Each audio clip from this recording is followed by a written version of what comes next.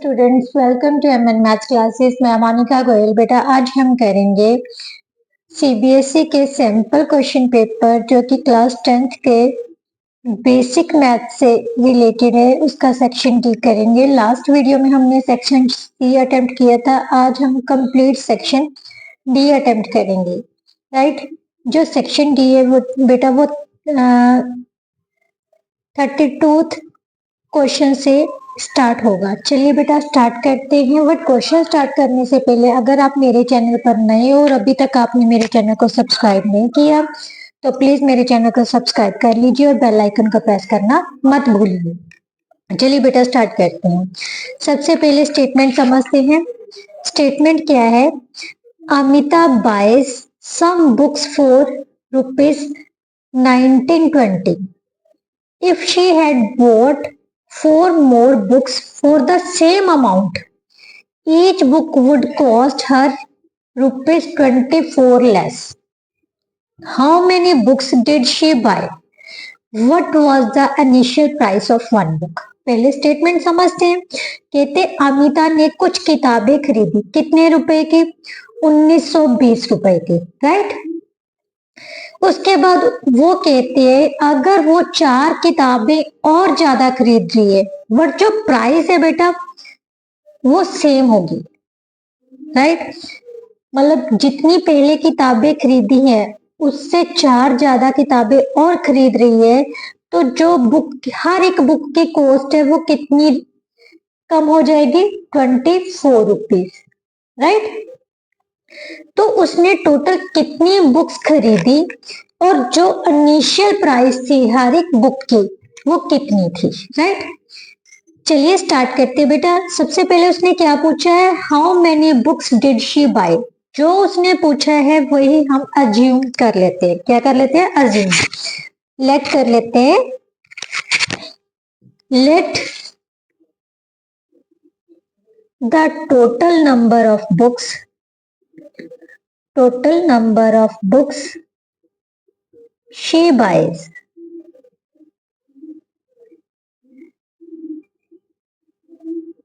कितनी है? x। Right, अब इन बुक्स के जो टोटल अमाउंट है वो कितनी दी हुई है उसने? Total amount of all books कितनी है? ₹1920। राइट, इसका मतलब ईच बुक की जो अमाउंट हो जाएगी वो कितनी हो जाएगी? Amount of each book means cost of. Right, amount और कॉस्ट ऑफ ईच बुक कितनी हो जाएगी बेटा? अगर हम सभी बुक्स के प्राइस के साथ नंबर ऑफ बुक्स को डिवाइड कर दें तो हमारे पास एक बुक की कीमत आ जाएगी। राइट, इसको हम नंबर 1 डाल लेते हैं। क्लियर? उसके बाद उसने बोला था कि अगर वो 4 किताबें और ज्यादा खरीद रही है, जितनी पहले खरीदी थी उससे 4 ज्यादा किताबें और खरीदती है। If she buys, when she buys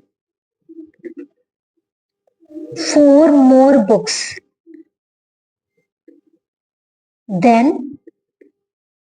the price of each कितनी हो जाएगी बेटा? अब बुक्स कितनी थी पहले? x थी, अब कितनी हो जाएगी? x + 4। और प्राइस उसने कहा है सेम रह रहा है, क्योंकि जो अमाउंट है, टोटल अमाउंट है वो सेम ही होगी। उतनी ही अमाउंट में उसने बुक्स ली है, बट पहले से 4 ज्यादा ली है। तो इसका मतलब हर एक बुक की जो अमाउंट हो जाएगी वो कितनी आ जाएगी बेटा?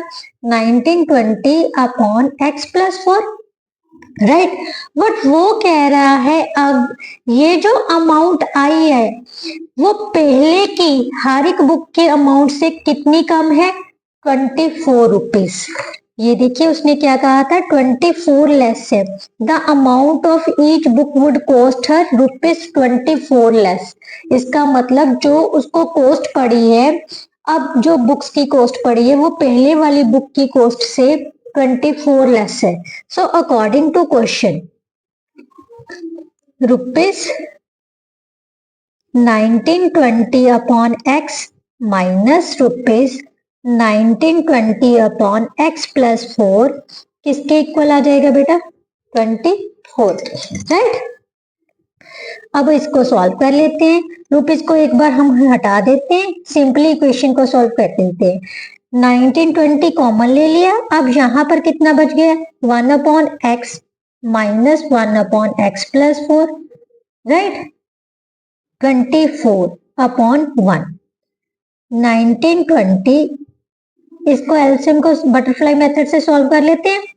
Minus x upon x into x plus 4 is equal to 24, right. X के साथ एक्स कैंसिल हो गया, राइट। अब हमारे पास बेटा क्या रह जाएगा? 1920 into 4 upon x into x plus 4 that is equal to 24, clear. अब ये जो कांस्टेंट टर्म है बेटा, इसको इधर ले आते हैं पहले।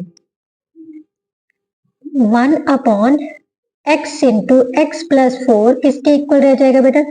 24 अपॉन 1920 इंटू 4, इसको कैंसिल किया, यहाँ पर 6 आ गया, यहाँ पर कैंसिल किया तो कितना आ जाएगा?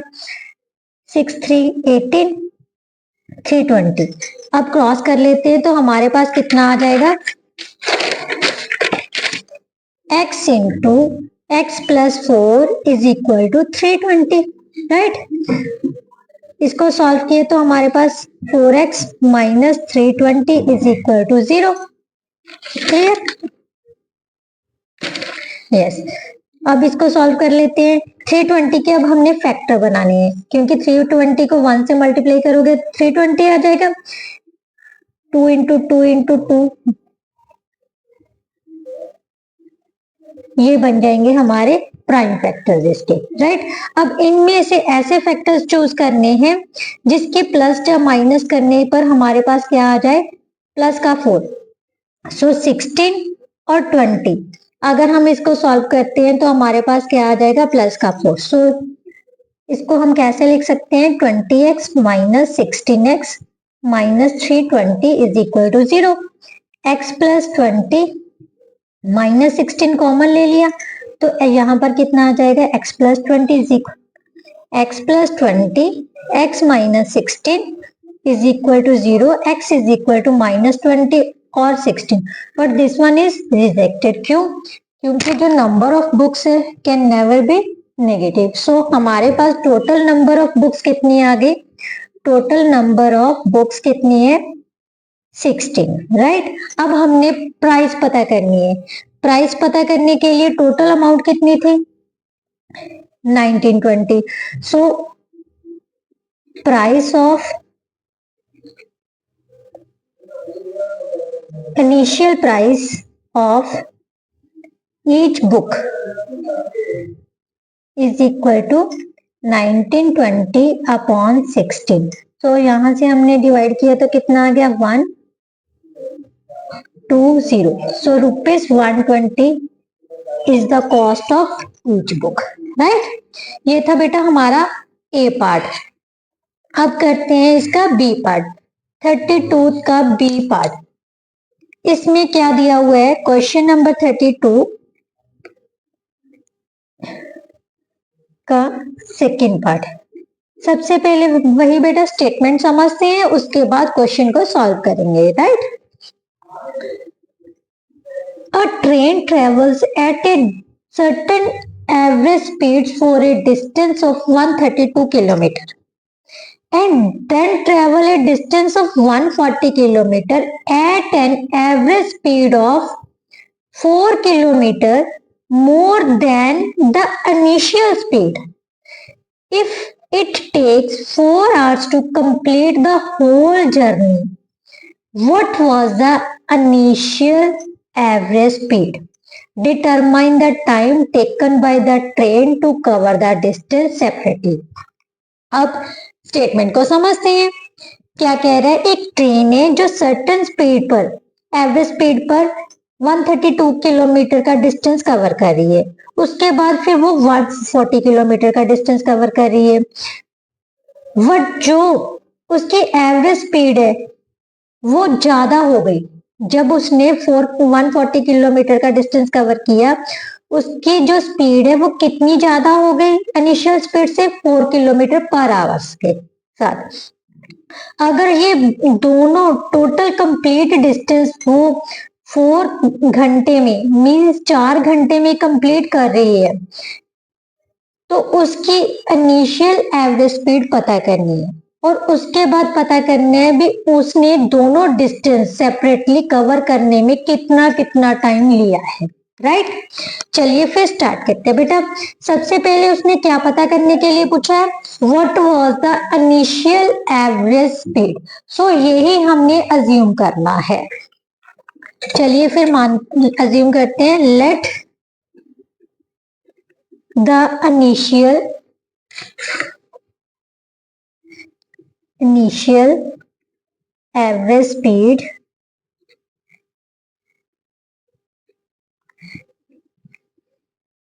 of train कितनी है, x kilometre per hour. Right, अब हमें पता है टाइम फाइंड करने का फॉर्मूला क्या होता है, डिस्टेंस अपॉन स्पीड, मीन्स जितना डिस्टेंस कवर किया है और जितनी उसकी स्पीड है। अब अकॉर्डिंग टू क्वेश्चन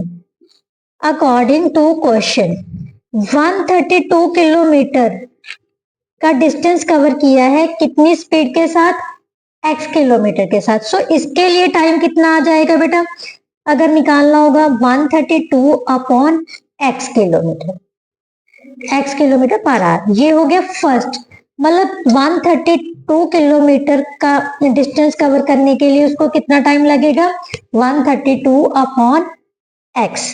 राइट, और इसी तरह 140 किलोमीटर का डिस्टेंस कवर करने के लिए उसको कितना टाइम लगेगा, 140 किलोमीटर का डिस्टेंस कवर करने के लिए उसे कितना टाइम लगेगा, क्योंकि स्पीड उसकी इंक्रीज हो गई। तो कितनी इंक्रीज हुई है, 4 kilometre per hour. Initial speed कितनी थी, x, तो अब कितनी होगी, x प्लस 4। सो x plus 4 kilometre per hour. अब उसने कहा है जो इन दोनों डिस्टेंस मतलब जो भी डिस्टेंस कवर किया गया है उन दोनों को कवर करने में उसको टोटल टाइम कितना लगा है, 4 आवर्स का। सो इन दोनों का प्लस कितने के इक्वल है, 4 के। राइट, ये हमने टाइम ही निकाला है ना, ये फर्स्ट कंडीशन के लिए, ये सेकंड कंडीशन के लिए। राइट, तो इसका मतलब दोनों कंडीशंस में जो टाइम आया है उन दोनों का प्लस कितने के इक्वल है, 4 आवर्स के। अब इसको हम सॉल्व कर लेते हैं। राइट, सबसे पहले देखिए बेटा, इन दोनों में से हम 4 कॉमन ही ले लेते हैं क्योंकि दोनों 4 के टेबल पर डिवाइड हो रही हैं। 4 कॉमन लिया तो कितना आ गया, यहाँ पर 4 3 का 12, 4 3 का 12 अपॉन x, प्लस यहाँ पर 4 3 का 12, 4 5 का 20 upon x plus 4 is equal to 4। यहाँ से 4 और 4 कैंसिल हो गए। राइट, अब हम इसको कैसे सॉल्व करेंगे, बटरफ्लाई मेथड से। क्या है हमारे पास, 33 into x plus 4 plus 35 into x upon x into x plus 4 is equal to 1। Right, अब इसको सॉल्व कर लेते हैं।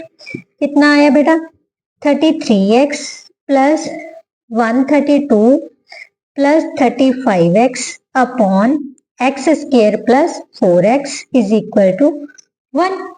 अब हमारे पास क्या आ जाएगा, क्रॉस मल्टीप्लाई किया तो x square plus 4x is equal to, इन दोनों को ऐड भी कर लेते हैं, कितना आ गया 68x प्लस 132।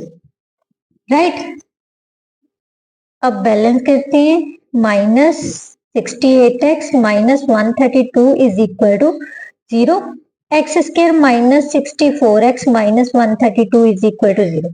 अब 132 के हमने क्या बनाने हैं, फैक्टर्स, क्योंकि 1 से 132 को मल्टीप्लाई करेंगे तो कितना आ जाएगा, 132। राइट, अब प्राइम फैक्टर्स मींस 2 से स्टार्ट करते हैं, 6 2 का 12, 6 2 का 12, यहां से किया तो कितना आ गया 33, देन 3 से 11, 1, राइट। अब ऐसे फैक्टर्स चूज करने हैं जिनका प्लस जब माइनस करने पर हमारे पास कितना आ जाए, माइनस का 64। ध्यान से देखो, अगर 66 में से 2 माइनस करेंगे तो हमारे पास कितना आ जाएगा, 64।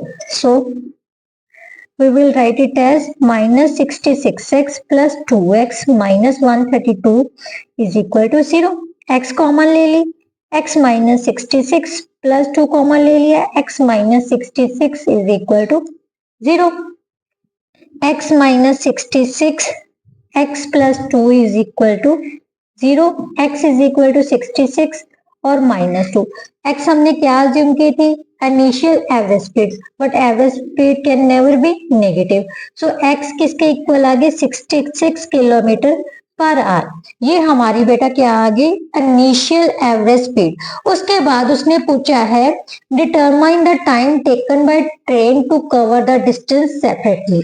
इसका मतलब सबसे पहला डिस्टेंस क्या था, f1 क्या था हमारे पास, 132 अपॉन x, मीन्स 132 अपॉन 66, इसको डिवाइड किया तो हमारे पास कितना आ जाएगा, 2 आवर्स, राइट।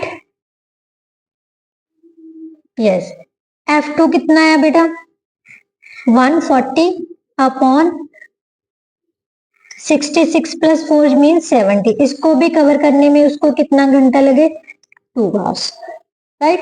सेपरेटली दोनों डिस्टेंस कवर करने में उसको कितना कितना टाइम लग रहा है, 2-2 घंटे का। क्लियर। अब नेक्स्ट क्वेश्चन देखते हैं बेटा।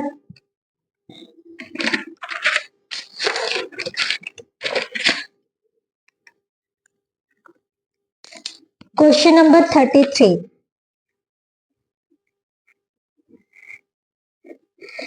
इसमें बेटा क्या दिया हुआ है, if a line is drawn parallel to one side of a triangle to intersect the other two sides in distinct points, then prove that the other two sides are divided in the same ratio। बेटा ध्यान से statement पढ़ो, ये आपकी theorem है, Thales theorem याद है आपको, 6th चैप्टर में हमने की थी। अगर एक ट्राइंगल में, ये कोई ट्राइंगल है, ठीक है, हम अज्यूम कर लेते हैं triangle ABC. A line is drawn parallel to one side of, कोई लाइन है ई, सॉरी डीई कोई लाइन ले लेते हैं जो कि बीसी के पैरेलल है। बाकी दो साइड्स को दो डिस्टिंक्ट पॉइंट्स पर, दोनों साइड्स को डिस्टिंक्ट पॉइंट्स पर कट कर रही है, इंटरसेक्ट कर रही है। हमने प्रूव करना है कि ये जो लाइन है, then prove that the other two sides are divided in the same ratio. We have to prove AD upon DB is equal to DE upon EC, right. सबसे पहले हमने क्या लिखना है, गिवन। गिवन क्या है बेटा, in triangle A B C DE is parallel to BC, right? To prove, हमने प्रूव क्या करना है, ये जो लाइन है एक साइड के पैरेलल, वो बाकी दोनों साइड्स को जो डिस्टिंक्ट पॉइंट्स पर कट कर रही है, दोनों साइड्स को इक्वल रेशियो में डिवाइड कर रही है। मींस हमने प्रूव करना है AD अपॉन DB किसके इक्वल है, AE अपॉन EC के। क्लियर।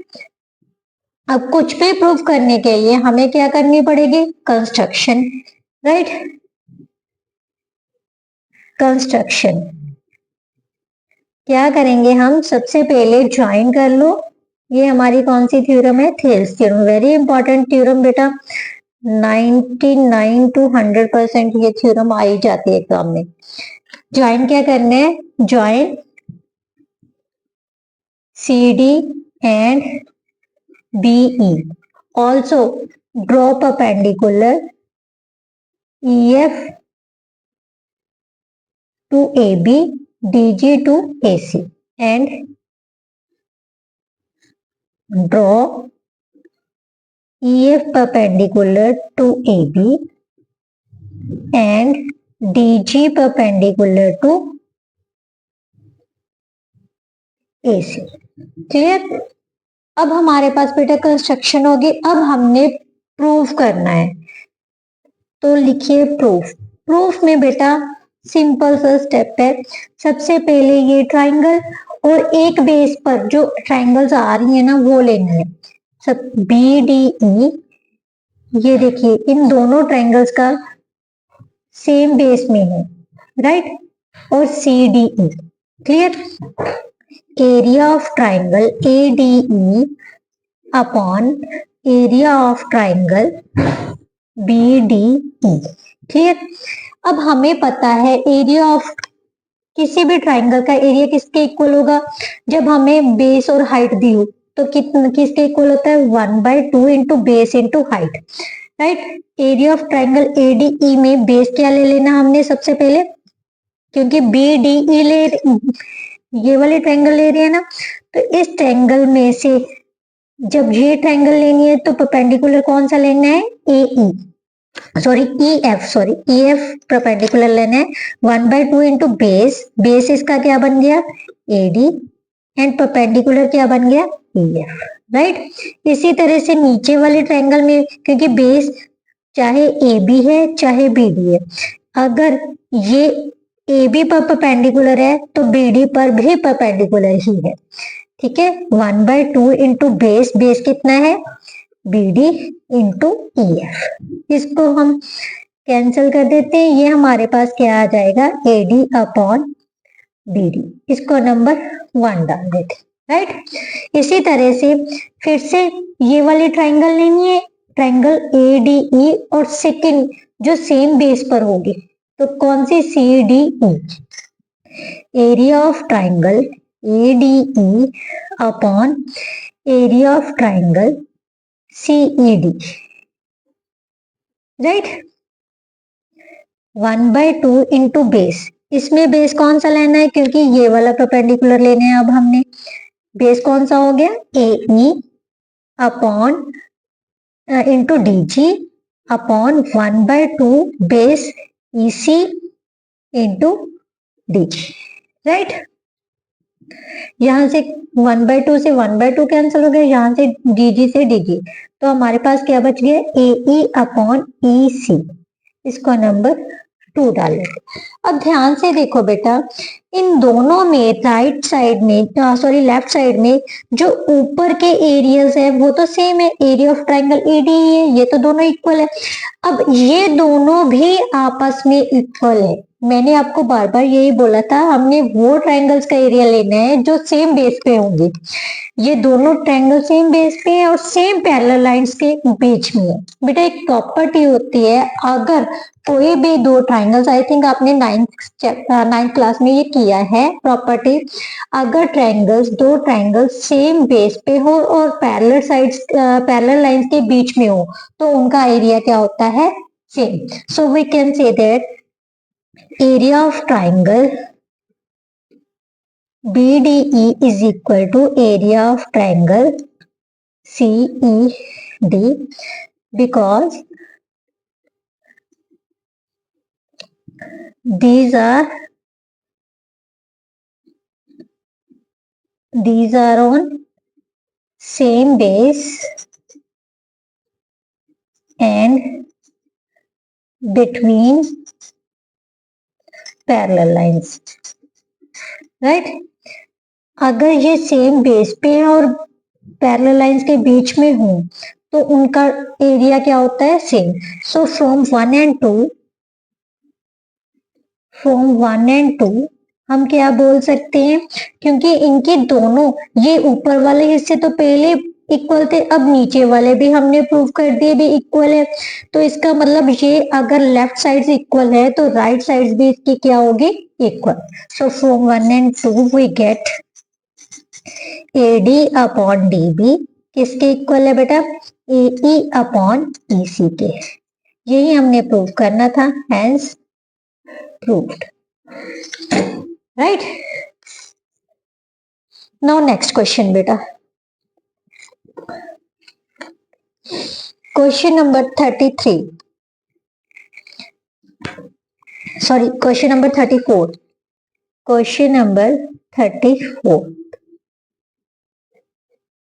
इसमें क्या दिया हुआ है बेटा, the perimeter of the sector O A C B, इसका इस सेक्टर का पूरे का जो पेरीमीटर है वो हमें दिया हुआ है 73.12 सेंटीमीटर, राइट। और रेडियस दे दिया। तो सबसे पहले क्या पता करना है, central angle. Central angle means ये एंगल पता करना है। और उसके बाद उसने पूछा है minor segment A C B, ये वाले जो सेगमेंट है इसका हमने क्या पता करना है, एरिया। क्लियर। जो हमें दिया हुआ है बेटा वही हम लेके चलते हैं। क्या दिया हुआ है, perimeter of sector, perimeter of sector O A C B कितना दिया हुआ है, 73.12 सेंटीमीटर। अब हमें पता है बेटा perimeter of sector O A C B में क्या आ रहा है, एक तो ये लाइंस आ रही है, राइट। ये क्या है, रेडियस, मीन्स 2r प्लस, अब बाकी रहा ये वाला, इसका पेरीमीटर किसके इक्वल होता है, 2 pi r theta upon 360, right. हमने फॉर्मूला पुट कर लिया, is equal to 73.12 centimetre, right. 2r radius हमें दिया हुआ है 2 इंटू 24 प्लस 2 पाई, पाई की वैल्यूज में बोला है 3.14 लेनी है। रेडियस कितना है 24 into theta by 360 is equal to 73.12 centimetre, right. अब ये प्लस के दूसरी साइड में जाके क्या हो जाएगा, माइनस का, means 2.2 into 3.14 into 24 into theta by 360 is equal to 73.12 minus 48। अब 73.12 में से हमने 48 माइनस करनी है, तो हमारे पास क्या आ जाएगा, 25.12, राइट। तो हमारे पास कितना आ गया, 25.12। क्लियर। अब थीटा की वैल्यू क्या आ जाएगी बेटा, 25.12 इंटू 360 अपॉन 2 इंटू 3.14 इंटू 24। यहां से हम फिर से कैंसिल कर लेते हैं, 12 पे टेबल पे काट लेते हैं, 12 2 का 24, 12 3 का 36, यहां से कट किया तो कितना आ गया 15, राइट। अब इसको भी कैंसिल करते हैं तो कितना आ जाएगा बेटा, 2 1 का 2, 12 2 का 24, 5 और 6। क्लियर। अब 3.14 को पॉइंट से पॉइंट कैंसिल हो गया, क्लियर। अब इसको कैंसिल करेंगे 4 पर, थीटा हमारे पास कितना आ जाएगा, 4 into 15 that is equal to 60। ये हमारा था फर्स्ट पार्ट। अब उसने आगे पूछा है एरिया ऑफ माइनर सेगमेंट। अब ये एंगल बेटा क्या है, 60 डिग्री का, राइट। अब ये भी, ये क्या है, इक्वल साइड्स है, तो ये भी कितने कितने का रह जाएगा, 60 डिग्री। ये क्या बन गई, अब इक्विलेटरल ट्रायंगल बन गई। इक्विलेटरल ट्रायंगल का एरिया किसके इक्वल होता है बेटा, √3/4 ए स्क्वायर। तो वही हमने यूज करना है। Second part, area of minor segment, area of minor segment.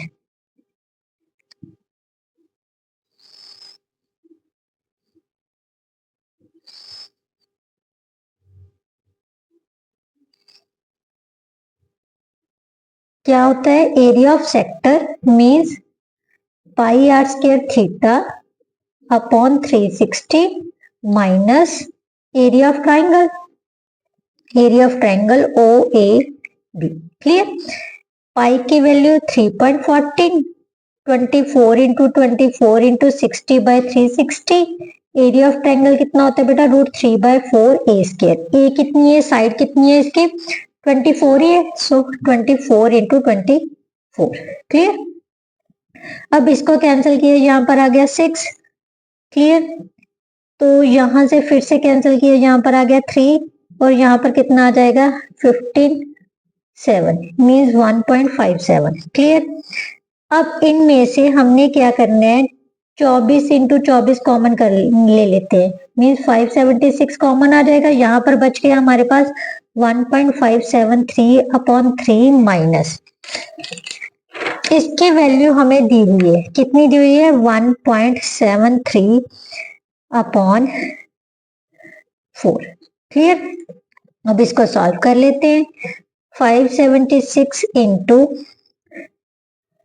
Cross multiply किया तो कितना आ जाएगा 1.57 into 4 minus 1.73 into 3 by 12। Clear. 12 से इसको कैंसिल कर देते हैं।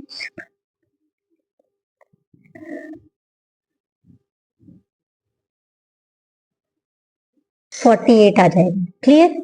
यहाँ पर 48 इंटू इसको मल्टीप्लाई किया 4 7 का 28 20 और 22 टू कैरी आगे 4 1 का 4 1 6.28 इन दोनों को माइनस कर लेते हैं पीछे स्केल सेंटीमीटर क्योंकि जो एरिया होता है स्केल यूनिट्स में होता है राइट।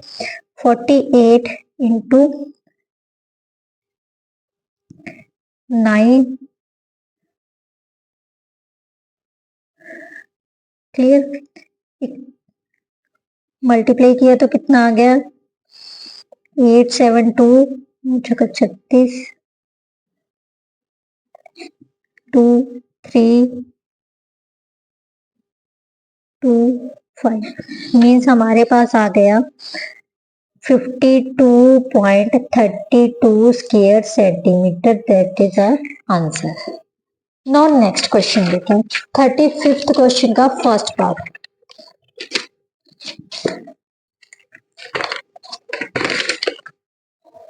थर्टी फिफ्थ क्वेश्चन में के फर्स्ट पार्ट में पहले हम स्टेटमेंट समझते हैं फिर क्वेश्चन सॉल्व करेंगे। क्वेश्चन नंबर 35 का फर्स्ट पार्ट क्या दिया हुआ है from the top of a 9 metre high building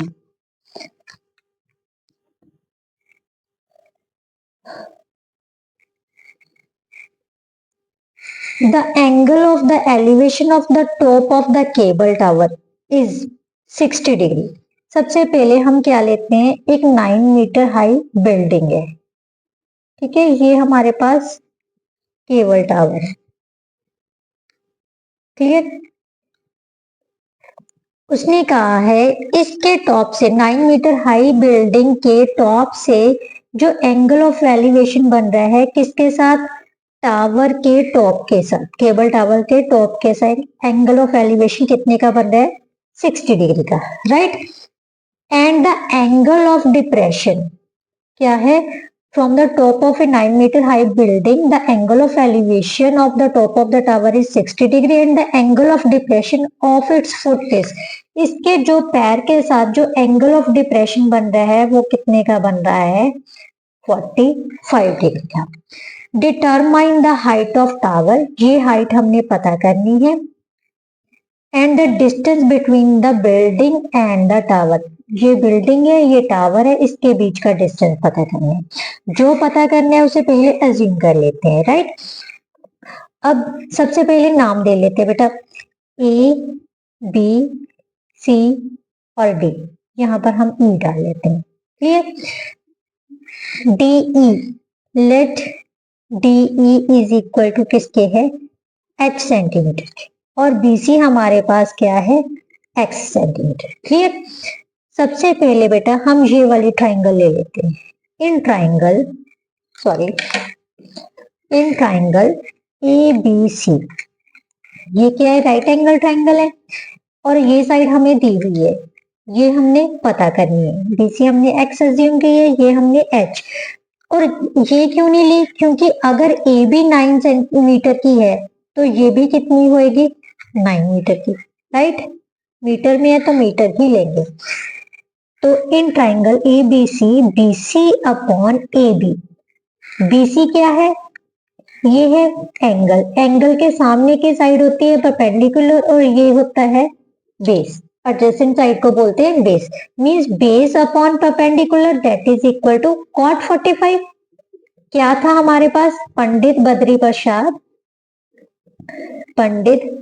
Badri Prasad हर हर बोले सोना चांदी तोले, यही था ना।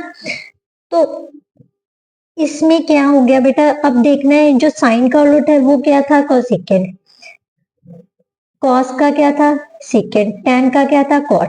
अब हमारे पास बी अपॉन पी है, बी अपॉन पी कितना आ गया? कॉट। एंगल कितना दिया होता? 45 का।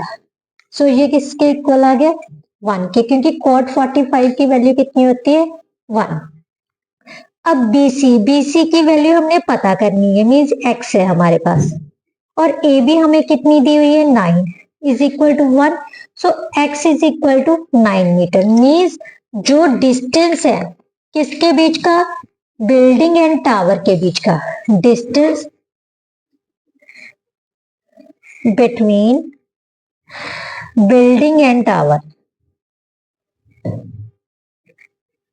Is equal to 9 metre, right. अब रह गई हमारी कौन सी? ये वाली चीज वैल्यू पता करनी है, और इस वैल्यू को पता करने के लिए हम कौन सी ट्रायंगल लेंगे? Triangle AED, right. Now in triangle AED, ये ध्यान से देखो, अगर BC 9 मीटर है तो AE भी 9 मीटर होगी, क्योंकि ये दोनों क्या है? पैरेलल है और इक्वल है। सो ये भी कितनी होगी? 9 मीटर। इसमें हमें AE गिवन है, DE पता करनी है, DE अपॉन AE। ध्यान से देखो, ये है हमारे पास एंगल, एंगल के सामने की साइड क्या हो गई? परपेंडिकुलर। सो ये हो गया P अपॉन B, किसके इक्वल होता है? tan के। P अपॉन B किसके इक्वल है? tan के। सो tan 60, क्योंकि यहाँ पर एंगल कितने का बन रहा है? 60 डिग्री का, राइट। अब D हमें कितनी है? H। क्लियर। AE की वैल्यू कितनी है? 9 इज इक्वल टू tan 60 कितना होता है बेटा? √3। क्लियर।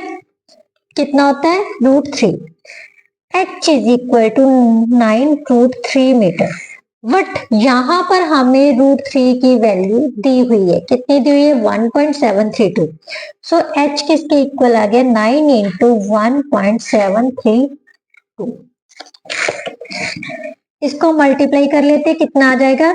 9 2 का 18, 1 कैरी हो गया, 9 3 का 27 और 1 28, 2 9 7 का 63 और 2 65, 6 9 1 का 9 और 6 15, मीन्स 15.588 मीटर। बट ये हमारे पास जस्ट इतनी सी हाइट आई है, उसने पूरे टावर की हाइट पूछी है, पूरे टावर में से इतने हिस्से की जो ऊंचाई थी वो हमें पता थी, वो कितनी थी? 9। सो हाइट ऑफ टावर क्या है? लिखेंगे हम, height of tower is equal to 15.588 plus 9 metre, right. तो कितना हो गया? 24.588 metre, that is our answer. आप यहाँ पर 24.59 मीटर भी लिख सकते हैं, राइट। नाउ नेक्स्ट पार्ट बेटा, नेक्स्ट और last part of this section, section D, right. 35th के B part, question number 35th का B पार्ट क्या है बेटा? As observed from the top of a 75 meter lighthouse from the sea level, the angles of depressions of two ships are 30 degree and 45 degree. If one ship is exactly behind the other on the same side of the lighthouse, find the distance between the two ships. और √3 की value हमें दी हुई है। वो कह रहा है as observed from the top of 75 meter high lighthouse from the sea level। मान लेते हैं ये हमारे पास कोई सी लेवल है, यहां से 75 मीटर ऊंचे एक लाइट हाउस, ये लाइट हाउस है, राइट, से ऑब्जर्व किया जाता है the angle of depression of two ships are, दो शिप्स के साथ जो एंगल ऑफ डिप्रेशन है वो कितने कितने डिग्री के बन रहे हैं, 30 और 35। If one ship is exactly behind the other on the same side of the lighthouse, find the distance between the two ships। बेटा क्या है, 75 मीटर ऊंचा एक लाइट हाउस है, उस लाइट हाउस से ऑब्जर्व किया जाता है कि दो शिप्स है, उनके मतलब दो शिप्स को ऑब्जर्व किया जाता है जिनका उनके साथ जो एंगल ऑफ डिप्रेशन है, सबसे पहले वाली जो ये क्या है 30 डिग्री का एंगल बना रहे हैं, राइट, और उसके बाद उसके बिल्कुल पीछे किस तरफ पे, लाइट हाउस की साइड में, लाइट हाउस साइड उनकी साइड में एक और कार है, उसके साथ जो एंगल ऑफ डिप्रेशन बन रहा है वो कितने का बन रहा है, 45 डिग्री का, राइट। तो उसने पूछा है determine the height of the tower, sorry find the distance between the two ships, इन दोनों शिप्स के बीच का डिस्टेंस पता करना है, राइट। सबसे पहले बेटा हम ये जो फिगर है इसको नेम दे लेते हैं ए बी सी और डी, क्लियर। अब हम लेट कर लेते हैं, अज्यूम कर लेते हैं ए बी कितनी है x मीटर और बी सी कितनी है y मीटर, क्लियर। सबसे पहले बेटा हम ए बी फाइंड करते हैं, ए बी फाइंड करने के लिए कौन सी ट्राइंगल लेंगे, triangle A B D. In triangle A B D जो चीज पता करनी है वो ऊपर रख लो, A B upon A D, ये क्या है बेटा, एंगल है, एंगल के साथ वाली साइड को क्या बोलते हैं, बेस, और जो सामने की साइड है उसको बोलते हैं परपेंडिकुलर। बेस अपॉन परपेंडिकुलर किसके इक्वल होता है, कॉट के। एंगल कितने का है, 45 डिग्री का। अब ए बी की वैल्यू हमने कितनी अज्यूम की थी, x अपॉन 75 is equal to 1। So x की वैल्यू कितनी आ गई बेटा, 75 मीटर। ये हमारे पास कितनी आ गई, 75 मीटर, क्लियर। और ये हमने अज्यूम की है y मीटर, राइट। अब y मीटर, अब हमने ये पता करनी है, तभी हमें पता चलेगा भी इन दोनों कार्स के बीच का डिस्टेंस क्या है। इसके लिए हम कौन सी ट्राइंगल लेंगे, ये कंप्लीट ट्राइंगल, कौन सी वाली, ए डी सी।